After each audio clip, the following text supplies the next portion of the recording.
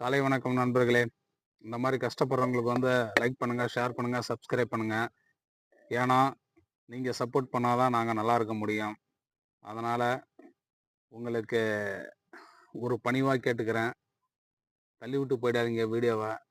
கொஞ்சம் லைக் பண்ணுங்க, ஷேர் பண்ணுங்க, சப்ஸ்கிரைப் பண்ணுங்க ஃப்ரெண்ட்ஸ். நன்றி ஃப்ரெண்ட்ஸ்.